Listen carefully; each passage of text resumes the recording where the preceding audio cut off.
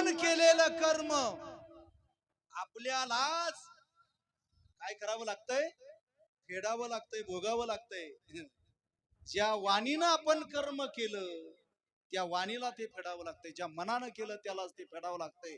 पण ऐका, पुण्याचा वाटा असा आहे, जो जर आपण केला तर पुढच्या पर्यंत व्यवस्थित पोहोचतो.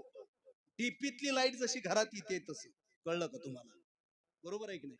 लाईट कुठं आहे? डीपीत आहे. पाण्यातली लाईट येते, पाण्यातून लाईट तयार होते. कळतंय का तुम्हाला? ती लाईट डीपीतून घरी येते, घरनं बटनातनं पुन्हा आपल्या बल्बपर्यंत येते, ती प्रकाश रूपानं खाली येते. त्या पद्धतीनं देवा आपण केलेलं जर सत्कर्म आहे ना, ते अजून फार सुंदर आहे. जैसे ज्याचे कर्म तैसे फळ देतो रे ईश्वर.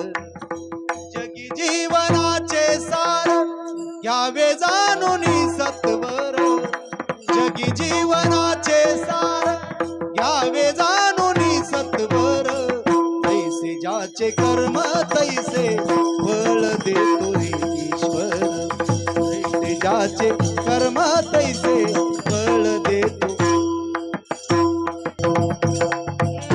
संदर्भ इतकाच आहे, ज्याचं जसं कर्म आहे त्याला ते काय करावं लागणार आहे, भोगावं लागणार आहे. ऐका, म्हणून मी सांगत असतो बारकावा, आपल्या पापाच्या घड्याला खालनं छिद्र पाडा. पापाचा घडा आहे ना, घडा शब्दाचा अर्थ घागर.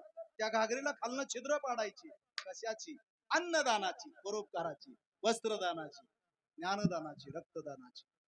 अरे जेवढा करता येतो तेवढा उपकार करा की.